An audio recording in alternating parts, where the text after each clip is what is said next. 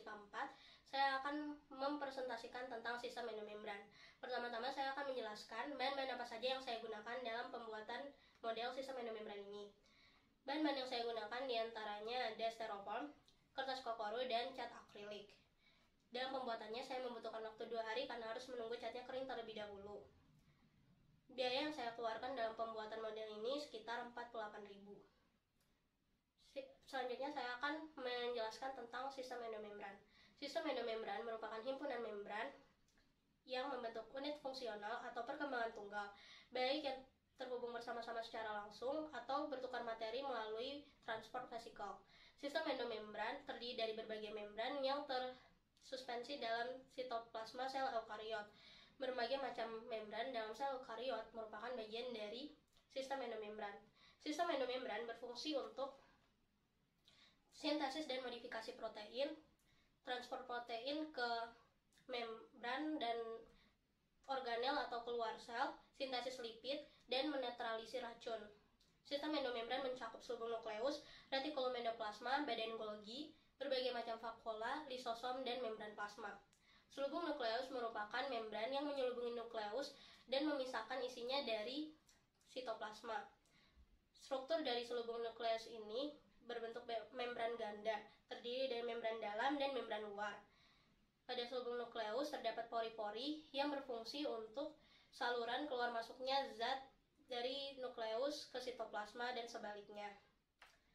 Pada pori-pori ini terdapat protein-protein yang menyeleksi apa saja yang masuk dan keluar dari nukleus.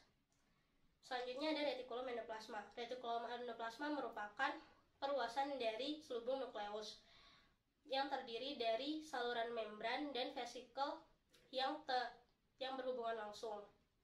Retikulum endoplasma terdiri atas sistem membran yang menyelubungi lumen atau ruang dan memisahkannya dari sitosol. Retikulum endoplasma ini ada 2 macam, yaitu retikulum endoplasma kasar dan retikulum endoplasma halus. Retikulum endoplasma kasar pada permukaannya ditempeli oleh ribosom. Fungsinya untuk sintesis protein. Sementara retikulum endoplasma halus pada permukaannya tidak terdapat ribosom. Fungsinya untuk sintesis lipid, menetralisir racun, dan metabolisme karbohidrat.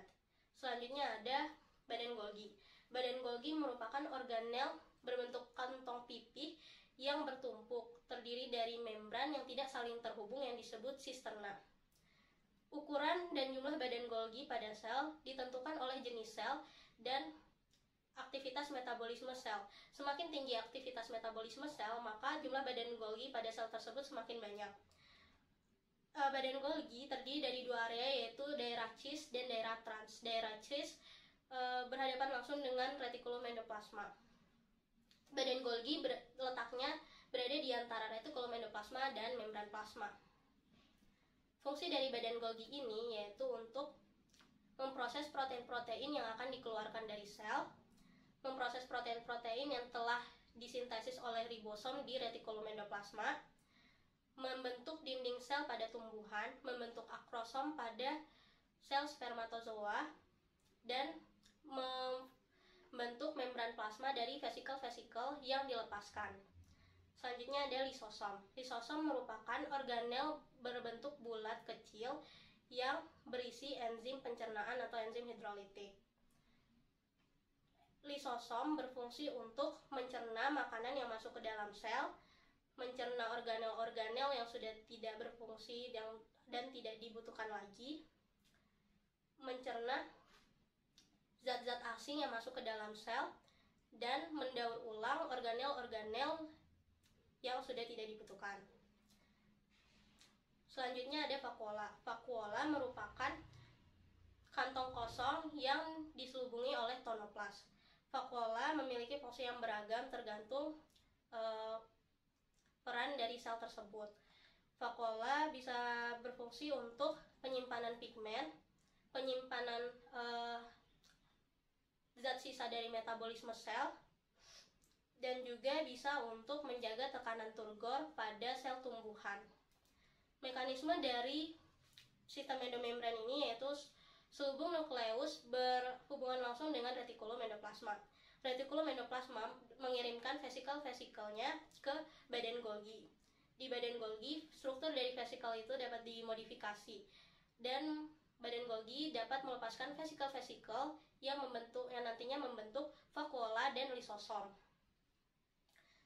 Retikulum endoplasma juga dapat membentuk membran plasma dengan melepaskan vesikel-vesikel yang dimilikinya. Demikian yang bisa saya sampaikan, kurang lebihnya mohon maaf. Wassalamualaikum warahmatullahi wabarakatuh.